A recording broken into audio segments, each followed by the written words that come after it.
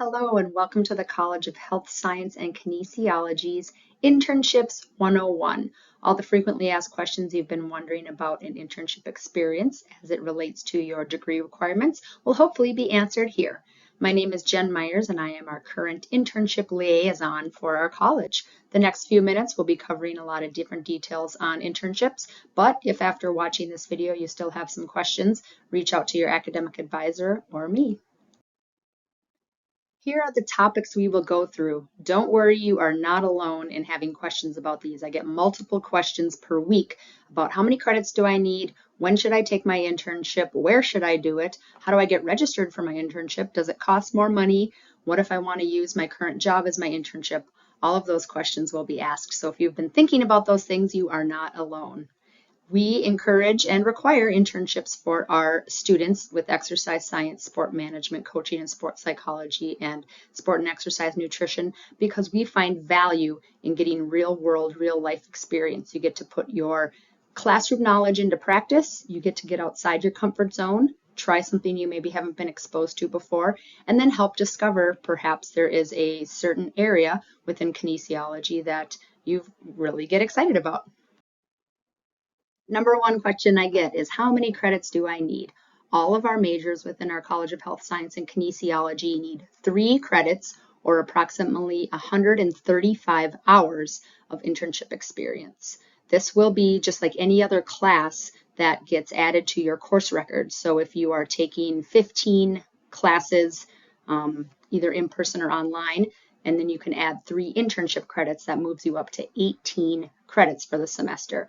You can have up to 19 credits without needing to pay for an overload or have to get a special approval. So you will need 3 credits total, which is approximately 135 hours. So if you're doing that over one semester, that's approximately 9 hours per week.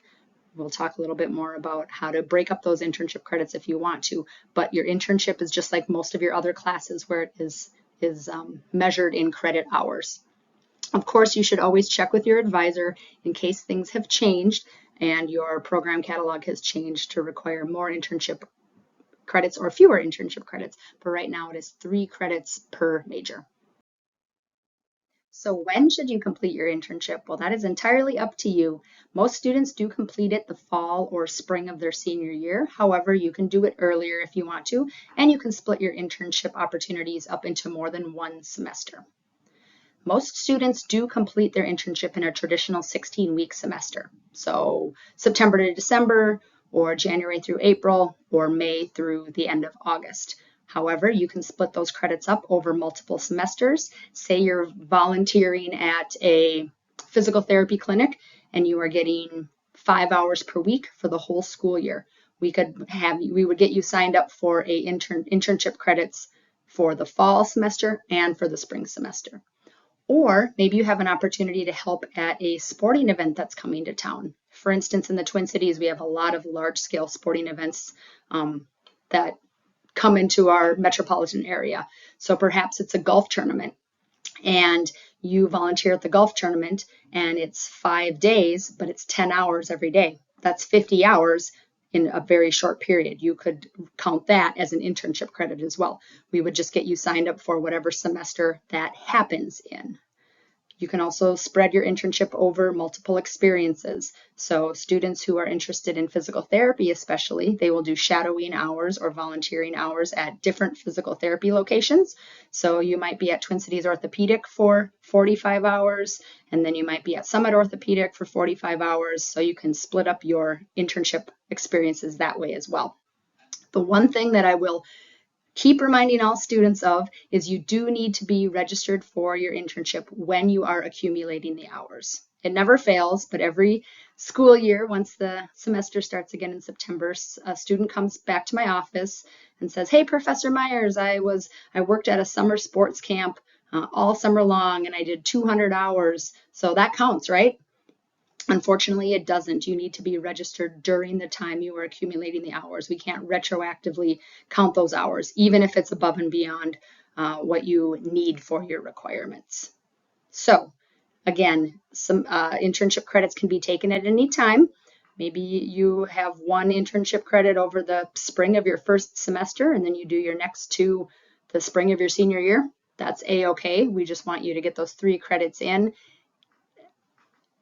and completing them in a area or field of study that is of interest to you and applicable to your major. The next biggest question I get is, well, where can I do my internship? And it can feel a little overwhelming to go up to the front desk of your local YMCA and ask if you can volunteer there or ask if they have a part-time job. I understand that is not always the most comfortable, but many students find internships either from friends that they know or sometimes family members that they have people who work in an area that they're interested in. The internship itself can be really flexible. It does not have to be a formalized publicized internship that you apply for, although it can be, but it can certainly look other ways like volunteering or shadowing.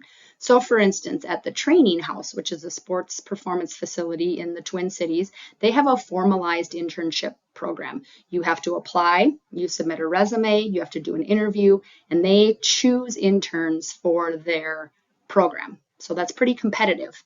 That's one end of the spectrum. But I've had students on the other end of the spectrum who come up and tell me, hey, I've been volunteering with, I plan to volunteer with go back to my high school and volunteer with my high school volleyball team and help the athletic director to learn a bit more about day-to-day activities with the athletic director. They said that I could shadow there 6 or 7 hours a week. Cool, that's an internship too. Or maybe you already work at a fitness facility or a recreation facility and your job duties fit in with the skills you've been learning in the classroom and you are able to go above and beyond in your current job. That can also count as an internship. Those need to be approved by us at Concordia St. Paul, so you can't just assume that because you have a job already in the industry that is going to count. However, we want to recognize that experience. So that would be a conversation that you and I would have. But there's a whole gamut of internship options. So I don't want you to feel like you have to only find advertised, formalized internships. If there's something you're interested in, you can make up your own internship. You are responsible for securing your own internship location. However, there are previous internship sites that you can find on this website. You can see this on the right-hand side of the slide on our career development website. Otherwise, you can take a peek on Handshake. That is our CSP job board as well. So there are internships that happen semester after semester after semester. But again, if you get creative and want to go up to your neighborhood recreation center or gym and propose to them how you'd be able to help their facility, I'm all for that as well. So some great starting points here include your local fitness centers, high school or college sports teams, community education, physical therapy, chiropractic office, or summer camps. Those are where a lot of our students find internships, whether, again, it's a formalized advertised internship or it's something that they kind of create on their own. As a reminder, you do need to be registered for your internship before you begin your hours and before you can earn those credits. So just because you have talked with your advisor about an internship or just because your supervisor at your current job has said, yeah, that's great, you can use these job hours as an internship, that doesn't automatically mean that you are into your internship. You do need to fill out a registration form.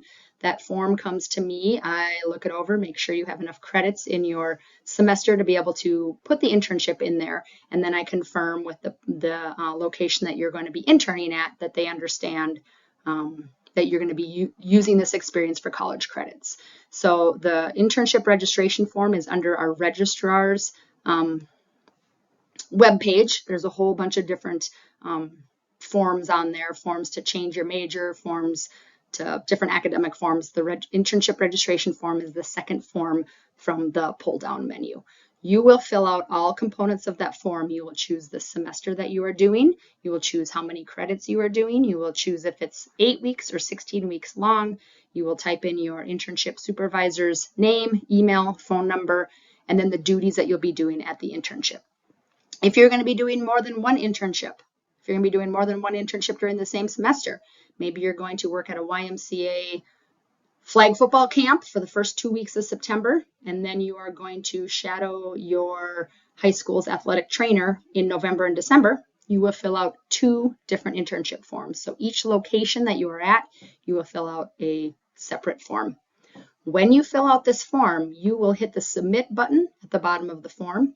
You will get a copy of your form, and I will also get a copy. If you don't instantaneously get a copy that says for your student records, unfortunately, that means that you missed something on the form and you need to go back and fill it out again.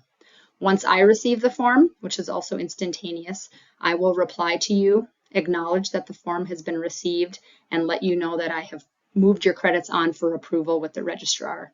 Then they manually add your credits to your course list, and then you will see that show up for you usually 48 to 72 hours later. So again, with this registration form, you need to fill it out. You fill it out before you have started your hours. And once you hit the submit button on that internship form, you should get a copy of your own registration form. If you don't, that means I didn't get a copy either. So go back and do it again. You are welcome to do this weeks ahead of time. I have students who have an internship planned for the next school year, and they come and see me at the end of April, and I say, hey, let's get that form done right now so you don't have to think about it in August or September. So you don't have to wait until the day before you start your hours. On the flip side, maybe an internship has come up in the middle of the spring, let's say. You have room in your schedule, and there's an internship opportunity for 5 weeks in February and March. Cool, we can still get you signed up for that. Just because the internship didn't start the first day of school, that's a-okay too.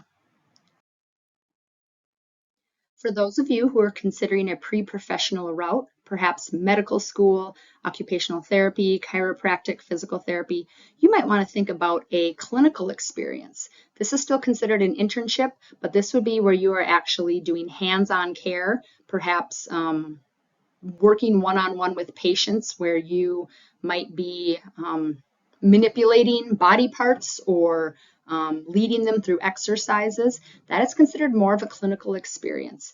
And we allow those, however, there's a little bit more paperwork for that because there is a little higher level of concern and liability when it comes into having a student who doesn't have a degree working directly with patients. So there would be some extra steps for this hands-on experience. So if that is something that applies to you, definitely talk with your advisor and talk with me sooner rather than later. Oftentimes an affiliation agreement is required between the university and the location that you're going to do these clinical hours.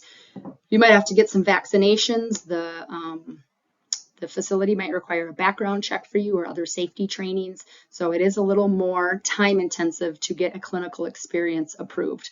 I don't want you to shy away from that. Just know that it takes more time to prep that.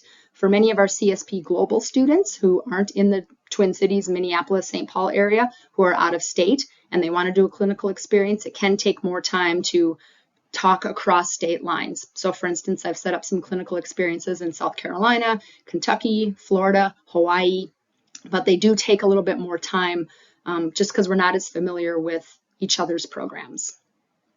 And then I also recognize that we have some students, especially our CSP Global students, and maybe our students who are pursuing a 90 credit degree, who already are working full-time in the field, or they have other family commitments and they can't quit a job to do an unpaid internship for 16 weeks. There are opportunities for independent experiences. So that would be something you would talk about with your advisor and myself as an opportunity for you to do something different in replacement of a typical internship. So again, talk with your academic advisor and you can talk with me. We do have some opportunities for independent learning, especially for those of you who are adult learners and volunteering your time at a YMCA might not be the best way to help your career move forward. So we recognize that as well. All right, finally, who do I talk to? Come to me. I love sharing ideas with students and helping them find a place that really might expose them to areas in the field that they might really be excited about with sport management or exercise science or athletic training. So here's my phone number and email. I am your internship liaison. You can also talk with the Career Development Center. They can help you get a resume, spick and span. They have a whole website on internships, the internship locations where students have previously done an internship, how to approach an internship location to ask if that's a possibility for you.